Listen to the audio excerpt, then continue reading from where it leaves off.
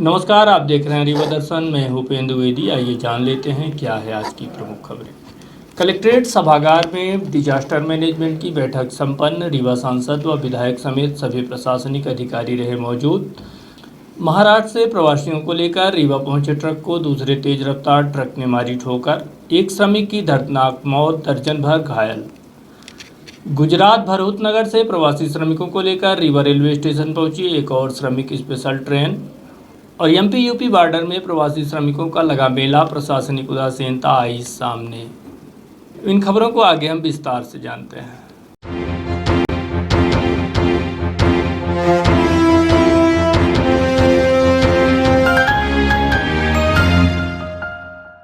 Collectorate सभागार में आपदा प्रबंधन को लेकर बैठक संपन्न।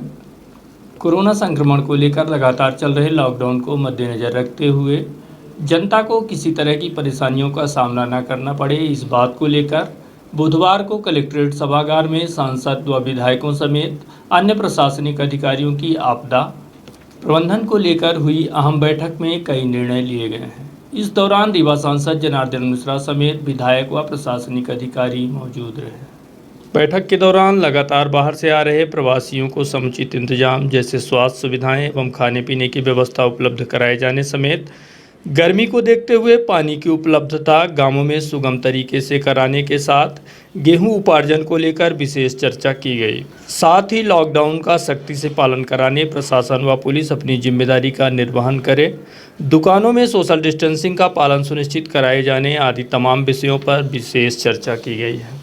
तो लॉकडाउन है जितनी अभी जारी रहेगा, आगे 18 के आसपास बैठक करके फिर उस पर विचार होगा। अभी तो जारी है। स्वास्थ्य की जांच की जाएगी, उनको वहाँ गाँव में रखने के लिए भोजन व्यवस्था सब कुछ अनाज उपलब्ध कराने का है, उनकी पूरी देख रेख की व्यवस्था की जाएगी। ये निर्णय लिया गया। गांव में जहाँ ठेके के हैं उनके पीएचई के जो मैकेनिक हैं उनकी सूची मंगाई गई है, वो सब पूरा सामान है, वहाँ पानी की कोई समस्या नहीं होगी और पूरी व्यवस्था की जा रही है। तो सिर्फ गेहूँ के उपार्जन का है, वो गेहूँ के उपार्जन में कोई सुविधा न हो किसानों की, इस पर विचार हुआ है और जहाँ भी कोई सुविधा होगी उसको सुधारा जाएगा। नहीं, अभी ढील कुछ नहीं होगी, जितना है एज इट इज चलता रहेगा। सोशल डिस्टेंसिंग के लिए ज़रूर आग्रह किया गया है कि हर व्यापारी अपने दुकान के सामने गोला बनाए, 6-6 फीट की दूरी बना करके वो व्यवस्थित करें अपने ग्राहकों को। और ये चाहे गांव में हो चाहे शहर में हो, ये व्यवस्था बनानी पड़ेगी और इसके लिए पूरी तरह से सतर्कता बरती जाएगी कि अगर जो दुकानदार 6 फीट की दूरी नहीं बना के रखेंगे वहाँ पर पुलिस एक्शन भी हो सकता है। इसलिए मेरा आग्रह है कि बिना पुलिस बल के प्रयोग के या कि किसी तरह के अवरोध के लिए अवरोध की स्थिति पैदा न हो, स्वयं दुकानदार और ग्राहक दोनों मिलकर के 6 फीट की दूरी बना करके रखें। 2 ट्रकों की आपसी भिड़ंत में एक श्रमिक की मौत, दर्जनों घायल। महाराष्ट्र से प्रवासियों को लेकर रीवा आ रहा था ट्रक। चुराटा थाना क्षेत्र अंतर्गत बाईपास के समीप भीषण सड़क हादसे में जहां दर्जन भर से अधिक लोग घायल हो गए, वहीं एक श्रमिक ने घटनास्थल पर ही दम तोड़ दिया। जानकारी के मुताबिक महाराष्ट्र से 45 श्रमिकों को लेकर ट्रक रीवा की तरफ आ रहा था, तभी एक तेज रफ्तार ट्रक ने ठोकर मार दी। घटना के बाद सभी घायलों को संजय गांधी अस्पताल में भर्ती कराया गया है। हाल ही में औरंगाबाद में हुए ट्रेन हादसे के बाद से लगातार श्रमिकों के साथ दुर्घटनाएं होती जा रही हैं। बुधवार की सुबह चुराटा थाना क्षेत्र अंतर्गत हुए हृदय विदारक हादसे ने एक बार फिर दिल को दहलाकर रख दिया है। आपको बता दें कि महाराष्ट्र से ट्रक में प्रवासी श्रमिकों को रीवा, इसी बीच चुराटा बाईपास के समीप श्रमिकों को लेकर पहुंचे ट्रक को एक तेज रफ्तार ट्रक ने ठोकर मार दी। ठोकर इतनी तेज थी कि ट्रक में सवार प्रवासी श्रमिक ट्रक से दूर जा गिरे। इस घटना में एक श्रमिक की घटनास्थल पर मौत भी हो गई तथा दर्जन भर से ज़्यादा प्रवासी घायल हो गए हैं। घटना की सूचना मिलते ही तत्काल मौके पर पहुंची पुलिस ने घायलों को एम्बुलेंस की मदद से संजय गांधी अस्पताल में भर्ती करा दिया गया है, जहां घायलों का उपचार चल रहा है। जानकारी के मुताबिक अस्पताल में आधा दर्जन से अधिक श्रमिकों की हालत नाजुक बताई जा रही है। इसे दुर्भाग्य ही कहेंगे कि ट्रक में सवार होकर सभी प्रवासी महाराष्ट्र से सुरक्षित रीवा तक आ गए और घर पहुंचकर हादसे का शिकार हो गए। घटना के संबंध में नगर पुलिस अधीक्षक एस बघेल से बात की गई तो उन्होंने जानकारी देते हुए इस संबंध में बताया। अभी तक की जानकारी के अनुसार मात्र एक व्यक्ति की मृत्यु हुई है और इसमें 12 लोग घायल हैं। तो सर उसमें श्रमिक आ रहे थे, ऐसी जानकारी मिली? जी, बम्बई से एक ट्रक जो है करीब 45 श्रमिकों को लेकर के रीवा ज़िले के लिए चला था और जैसे ही चौराटा बाईपास में रीवा शहर के आने के लिए जो मोड़ आता है तो उस मोड़ के अंदर ट्रक वाला मुड़ने का प्रयास कर रहा था। इतने में पीछे से एक अंगूर से लदा हुआ ट्रक आया और मेरे ख्याल से उसका ड्राइवर ये समझ नहीं पाया कि ये ट्रक दाहिने तरफ मुड़ने वाला है, तो उसने पीछे से ठोकर मार दी और उस ठोकर के कारण जो है ट्रक में बैठे हुए मज़दूरों को चोटें आई हैं। 12 मज़दूरों को अस्पताल भेजा गया है और एक व्यक्ति की घटनास्थल पर मृत्यु हो गई थी, जिसे अस्पताल पोस्टमार्टम के लिए भेजा गया है। मुंबई से गाड़ी आ रहा था वाशी से और इधर जा रहा था रीवा गाँव में, और फिर इधर गाड़ी खड़ा था हमारा, पीछे से आके वो गाड़ी ने टक्कर मार दी और ये हाल हो गया। इधर कहाँ छोड़ना चाहिए? ये रीवा में। हाँ देखो, रीवा में इधर टर्न मारने का नो इंटर था ना, तो गाड़ी थोड़ा हमारा इधर आगे आ गया ना, इधर से हम टर्न मारने खड़ा था, पीछे से आया ठोक दिया, हमारी गाड़ी ऐसे ए साइड में हो गया और वो नीचे चला गया। खत्म हुआ कुछ अभी तक पता नहीं चला। एक जन गिरा है, वो उसका एक बोर्स है, बाकी सब हॉस्पिटल में पहुँचा दिया है। गुजरात से प्रवासियों को लेकर रीवा रेलवे स्टेशन पहुंची श्रमिक स्पेशल ट्रेन। प्रदेश सरकार की मंशा के अनुरूप देश के विभिन्न प्रांतों में फंसे प्रवासियों को उनके घरों तक पहुंचाने की दिशा में हर संभव प्रयास जारी है। इसी कड़ी में बुधवार को फिर गुजरात के भरहुन नगर से 650 श्रमिकों को लेकर स्पेशल ट्रेन रीवा पहुंची। प्रदेश के बाहर फंसे मध्य प्रदेश के श्रमिकों को उनके गंतव्य तक पहुंचाने की दिशा में हर संभव प्रयास किए जा रहे हैं। अभी तक इस दिशा में प्रदेश में प्रवासियों को लेकर आधा दर्जन से भी अधिक ट्रेनें प्रवासी श्रमिकों को लेकर रीवा पहुंच चुकी हैं, जिसमें हजारों हजार की तादाद में लोग सुरक्षित अपने अपने घरों तक पहुंच चुके हैं। बुधवार को भी गुजरात के भरहुन नगर से लगभग 650 प्रवासियों को लेकर special train Rewa railway station पहुंची, जिसका जायजा लेने रीवा कमिश्नर डॉक्टर अशोक कुमार भार्गव समेत डीआईजी अनिल कुशवाहा समेत अन्य प्रशासनिक व पुलिस की टीम मौके पर पहुंची, जहां बाहर से आए श्रमिकों की बाकायदा जांच पड़ताल के बाद भोजन पानी उपलब्ध कराते हुए उन्हें उनके घरों के लिए रवाना किया गया। इस ट्रेन में रीवा जिले के तकरीबन 130 से 135 प्रवासी अपने अपने घरों के लिए भी रवाना किए गए। ये ट्रेन जो है गुजरात के भरूच से आई है। इसमें 650 के करीब मजदूर जो हैं आए हैं। मध्य प्रदेश शासन का ये स्पष्ट निर्देश है कि वे सारे मजदूर जो हमारे पड़ोसी राज्यों में मजदूरी के लिए गए थे उन सबको सकुशल वापस लाया जाए। तो इसके लिए एक हेल्पलाइन बनाई गई है और राज्य स्तर पर नोडल अधिकारी बनाए गए हैं। जो लोग बाहर हैं दूसरी स्टेट में, उन सबको यहाँ पर लाने की व्यवस्था की जा रही है और जैसे यहाँ पर आते हैं तो यहाँ पर उनका मेडिकल चेकअप भी हम करा रहे हैं और जिसमें किसी तरह के कोई ऐसे एबनॉर्मल सिम्टम मिलते हैं तो उन्हें क्वारंटाइन कराने की व्यवस्था भी अलग हमने आइसोलेशन वार्ड में करा रखी है।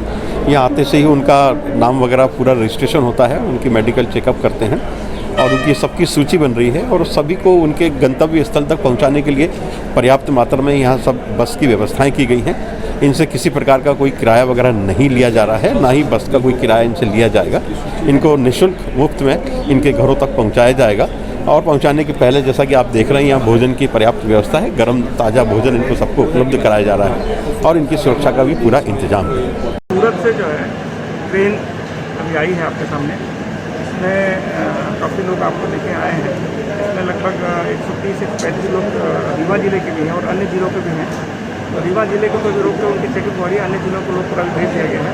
हमने कुछ लोगों से बात की है, तो अभी तो कुछ सभी से बात नहीं हुई, रैंडम लोगों से बात हुई। उनका कहना है कि उनको घर आना ही था, इसलिए वो आने की कर रहे थे।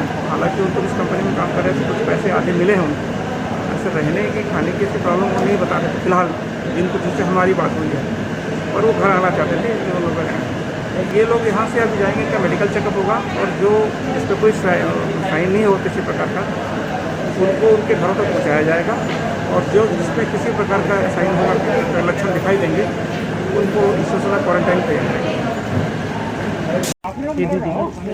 भरूच कंपनी का चले हैं शाम को बस ट्रेन सब मिला, नाश्ता से सब मिला था। झांसी में जा रहे हैं सीधी, नाश्ता मिला था, खाने पोहा मिला था, केला और पानी। क्या नाम है तुम्हारा? दवाई लाल साहब। कहाँ के हो? सीधी। एमपी यूपी बॉर्डर में प्रवासियों का मेला, सोशल डिस्टेंसिंग के साथ शासन प्रशासन के नियमों की उड़ाई जा रही हैं धज्जियां। बाहर फंसे प्रवासियों को उनके गंतव्य तक पहुंचाने की दिशा में सरकार द्वारा किए जा रहे प्रयासों पर लगातार प्रशासनिक उदासीनता के चलते हालात बद से बदतर होते जा रहे हैं। ये हाल है मध्य प्रदेश और उत्तर प्रदेश की सीमा यानी कि चाक घाट का, जहां हजारों की संख्या में श्रमिक एकत्रित हो गए हैं। ऐसी स्थिति में ना तो सोशल डिस्टेंसिंग का पालन हो पा रहा है, ना ही बाहर फंसे प्रवासियों को समुचित व्यवस्था के इंतजाम है, जिसके चलते दूर प्रदेशों से आने के बाद भी इन प्रवासियों के सामने बड़ा संकट खड़ा हो चुका है। कोरोना संकट की वजह से जहां पूरी दुनिया संकट में फंसी हुई है, वहीं इनका सबसे ज़्यादा असर मजदूरों एवं गरीब जनता पर देखा जा रहा है। बाहर फंसे प्रवासियों को ट्रेन बस के साथ अब ट्रकों में भी भर भर कर लाया जा रहा है। एक तरफ जहां ट्रेन बस व ट्रकों में भर करके प्रवासियों को भेजा जा रहा है, वहीं दूसरी तरफ लचर प्रशासनिक व्यवस्था के चलते कई समस्याएं देखी जा रही हैं। खास करके चाक घाट बॉर्डर का हाल तो अत्यंत दयनीय देखा जा रहा है। ऐसा माना जा रहा है कि मध्य प्रदेश के चाक घाट बॉर्डर में फंसे यूपी के हजारों प्रवासी किस तरह से परेशान दिखाई दे रहे हैं, देखें हमारी इस रिपोर्ट में।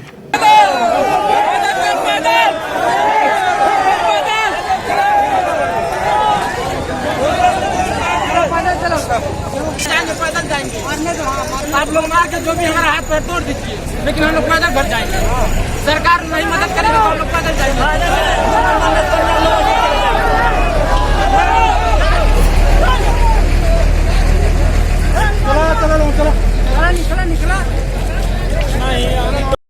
मर रहे हैं।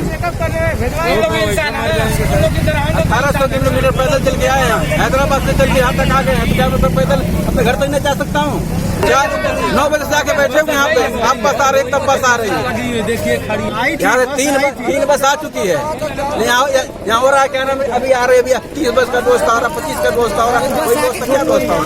बस देखिए खाली जा रहा है, खाली जा रहा है, बस जा रही है, खाली बस नहीं जा रही है।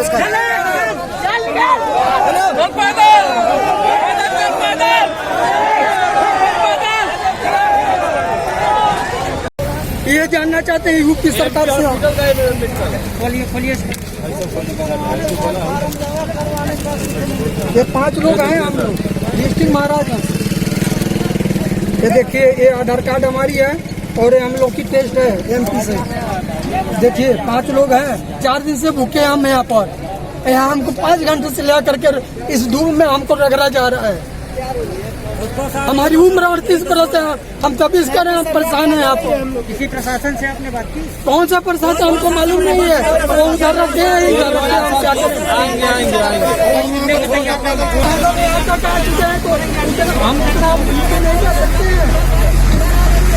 मेदिनीपुर देखिए ना, हमारा आधार कार्ड नंबर।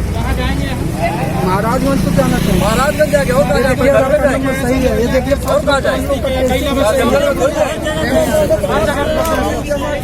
पैदल छोड़ दो हम लोग को, पैदल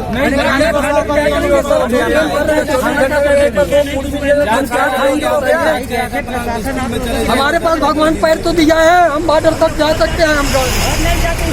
हम घर जाने तैयार हैं, हमको छोड़ दीजिए, हम जाएंगे।